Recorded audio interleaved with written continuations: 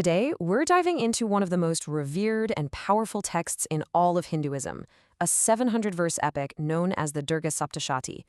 It's part story, part hymn, and part spiritual guide, all kind of rolled into one absolutely incredible whole.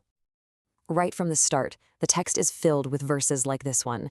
It's a direct address to the goddess Narayani, hailing her as the most auspicious one, the one who accomplishes all our goals, our ultimate refuge. It just immediately sets this tone of profound reverence. You get the feeling you're about to encounter a truly cosmic power. Okay, so let's get right into it. What exactly is the Durga Saptashati? And why has it held such an important place in the hearts of millions for, well, centuries? So on the surface, the Durga Saptashati, which literally means 700 verses to Durga, is a scripture that's actually found inside a much larger text, the Markandeya Purana. But its core theme is what makes it so powerful, the ultimate, undeniable victory of divine feminine power over the forces of chaos and evil. And this is where its importance just explodes.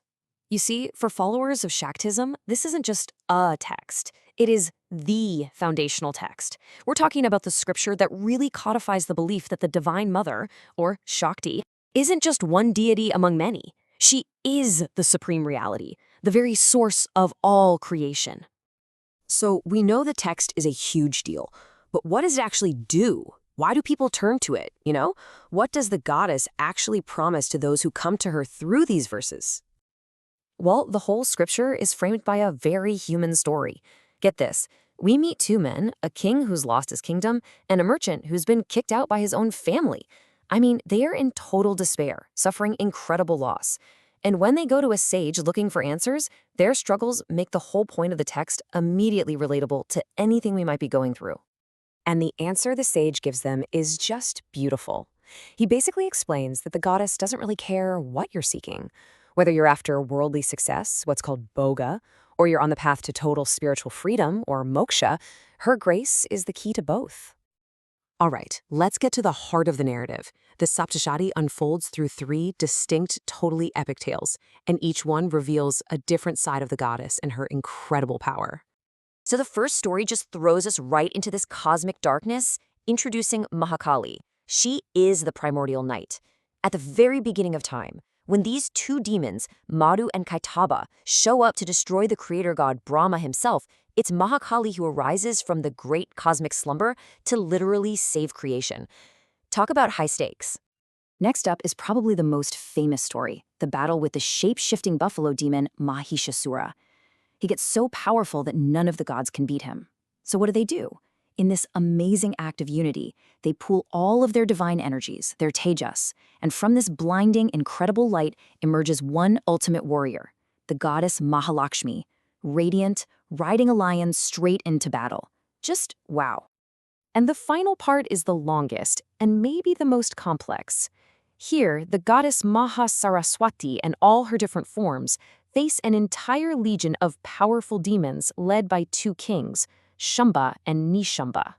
This isn't just a battle, it's a full-on cosmic war that really shows off her strategic genius and just how many forms her power can take. But here's what's so fascinating. The Saptashati isn't just a bunch of stories you read. No, it's structured like a powerful ritual. And to get to its core, you first have to work with its angas or its limbs. The best way to think about it is like a series of locks and keys. You need to truly unlock the text's power. So before you even get to verse 1 of the main text, a devotee chants 3 key hymns. First, the Devi Kavacham, which is like putting on a suit of divine armor for protection. Next is the Argala Stotram, which is all about clearing any obstacles from your path. And finally, the Kilakam. This is the pin, the literal key that unlocks the divine energy of the mantras you're about to recite. And this illustrates such a brilliant point. These hymns aren't just an intro, they are essential parts of a whole spiritual system. They get your body, your mind, and your surroundings ready, which turns the recitation from just reading words into a truly transformative act. This brings us to how the Saptashati is actually used in practice. See, this isn't some historical document you study from a distance. It is a living, breathing ritual meant to be performed. So you might be asking yourself, okay, is this just a book I pick up and read before I go to sleep? Well, the tradition says not quite. Engaging with the Saptashati is a whole discipline in and of itself. The official method, the Path Vidhi, really shows you how deep this goes. It's a process. You start with purification of your body and mind, then you set a clear intention, a sankalpa.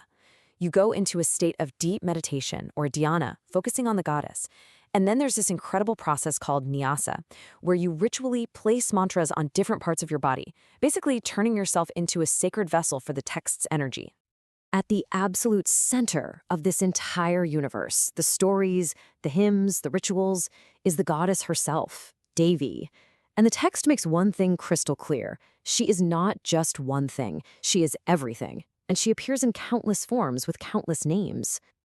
The text shows us so many of her faces. For instance, she is Bhavani, the giver of existence, the very source of all life. Then she is Durga, the unreachable one, this impenetrable fortress who protects her followers from any and all hardship. She's also the fierce Chamunda, a name she got by destroying the demons Chanda and Munda in that final epic war we talked about earlier. And to bring it all back home, she is Narayani, the ultimate shelter, the cosmic ocean where all prayers and really all beings eventually return. And that brings us to the most crucial point, the ultimate promise that echoes through every single one of these 700 verses, and it's captured perfectly right here. O Durga, when remembered, you remove fear from all living beings. It's a promise of nothing less than total fearlessness, no matter what life decides to throw at you. Which really leaves us with one last, powerful question to think about. Are the demons in these stories, the shapeshifters, the armies of chaos, are they just monsters in some ancient tale? Or is the entire Durga Saptashati actually a symbolic roadmap, a guide to confronting the inner demons of ego, greed, and fear that we all fight inside ourselves? The text gives us the map, but that discovery, that's left for us to make.